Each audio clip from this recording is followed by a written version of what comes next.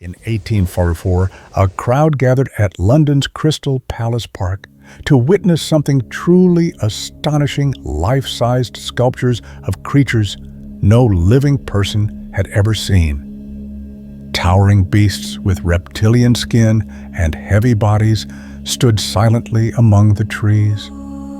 These were the world's first public representations of dinosaurs, crafted by artist Benjamin Waterhouse Hawkins, using the limited fossil evidence available at the time.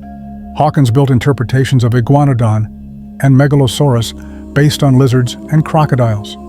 Iguanodon, for example, was imagined as a bulky quadruped with a nose horn ironically based on a thumb claw. These statues were revolutionary and ignited the public's imagination. But as science progressed, their inaccuracies became clear. Still, they left an indelible mark, shaping the Victorian image of dinosaurs for generations. For many older viewers today, those statues represent a nostalgic vision, one where science, art, and wonder merged for the first time. The dinosaurs may not have been accurate, but they were unforgettable. And so began the era of Paleo Art, a discipline where the brush met the bone and speculation met science. At the dawn of the 20th century, dinosaur art shifted from sculpture to canvas. Charles R. Knight emerged as the leading paleo artist of his era. Working with scientists from the American Museum of Natural History, Knight painted murals that brought prehistoric creatures to life with astonishing realism. Unlike earlier depictions, his dinosaurs moved, they fought, they had personality. His 1897 painting of two laelaps locked in combat, both standing upright, claws raised, was groundbreaking. It suggested speed, strength, and vitality.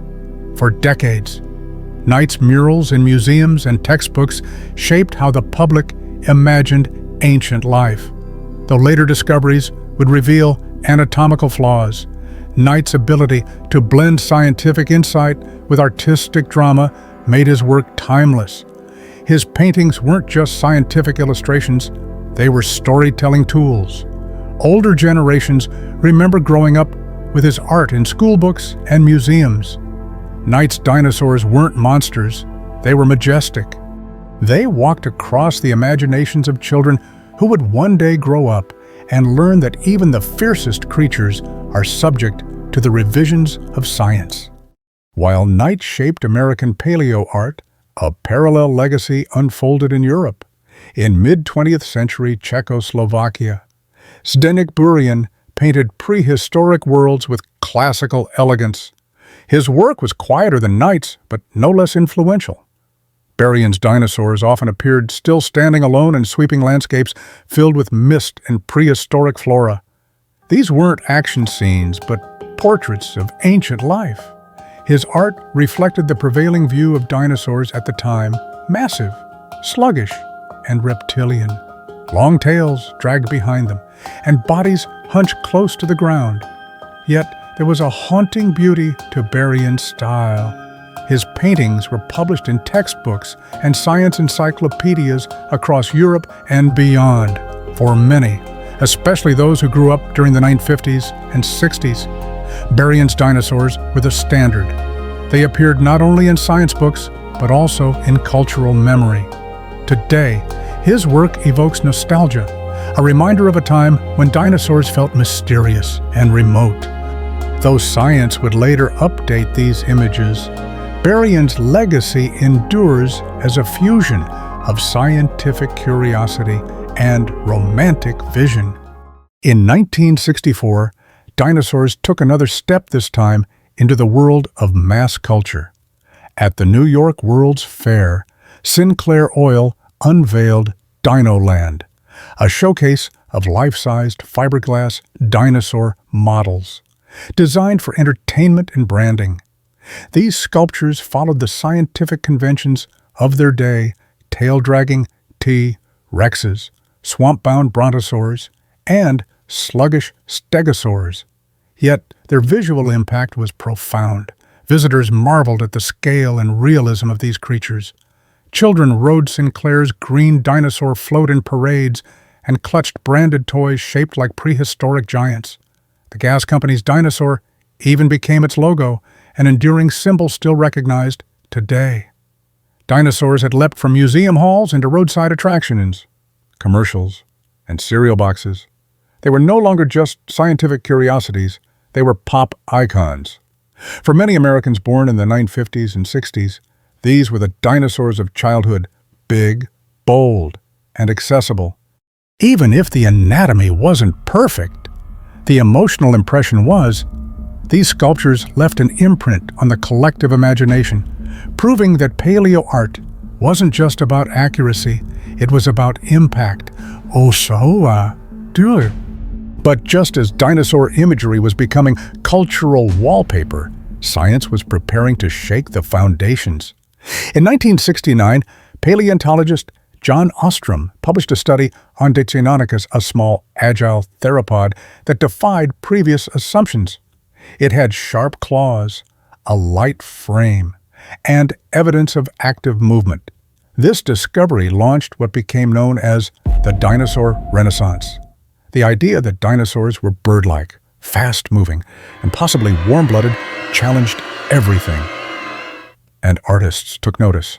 Gregory Paul, a paleo artist with a sharp eye for anatomy, began drawing dinosaurs with new precision, standing horizontally, tails elevated, limbs poised for speed.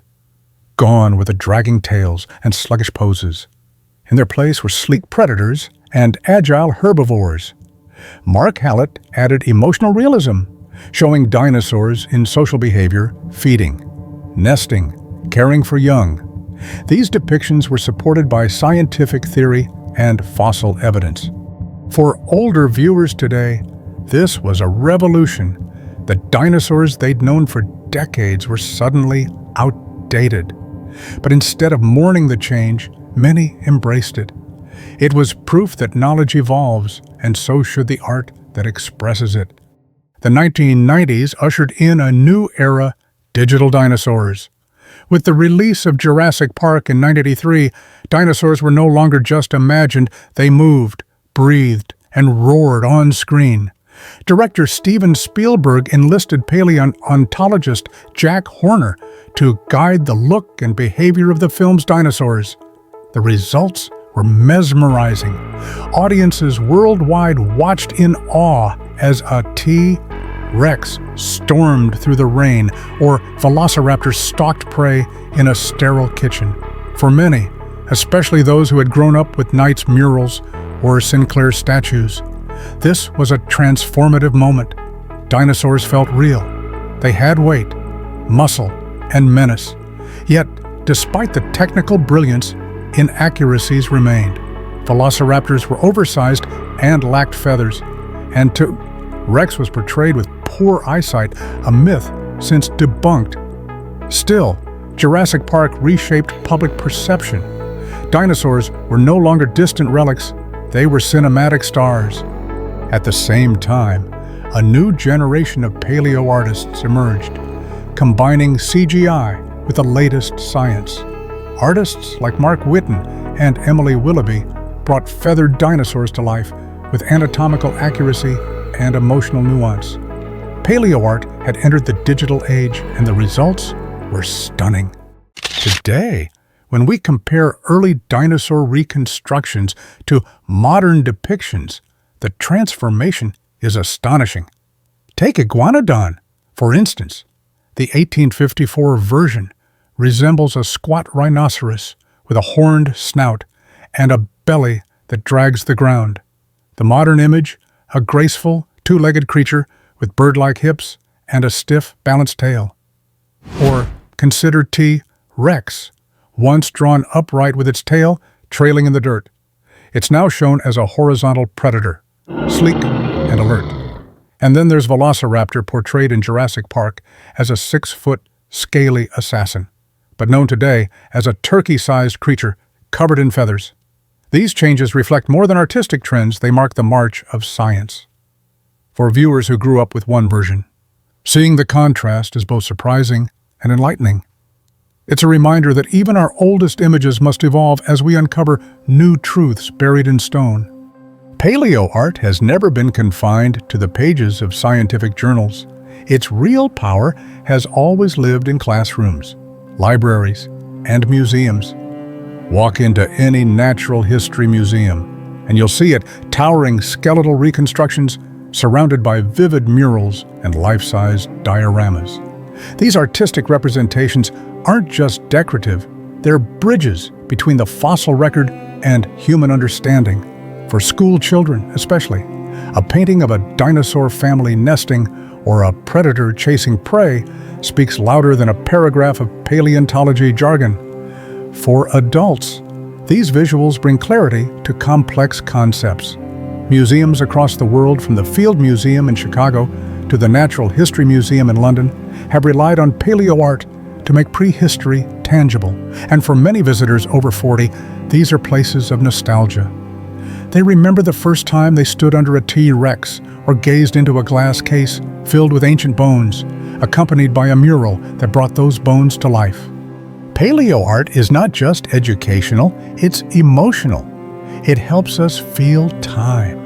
It invites us to step back millions of years and look around. Today, the role of paleo art is expanding again, this time through digital frontiers.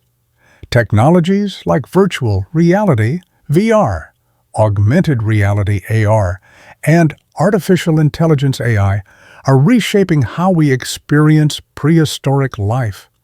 Imagine slipping on a VR headset and walking through a Cretaceous jungle, watching a feathered raptor leap from a branch, its eyes locking with yours, or using your phone in a museum to see fossil skeletons digitally refleshed with skin, feathers, and motion. These aren't future fantasies, they're happening now. Apps and interactive exhibits are using paleo art in 3 dimensions, blending cutting-edge science with immersive design. AI tools are being trained on fossil data and artistic styles to generate speculative yet scientifically plausible dinosaur imagery at incredible speed. And artists can now collaborate across continents in real time, building shared worlds of prehistoric life that live on screens and in museums alike. For an older generation of viewers, this leap from static image to living simulation can be astonishing. It's a chance to re-engage with a wonder they felt as children only now. They can walk inside the world they once imagined.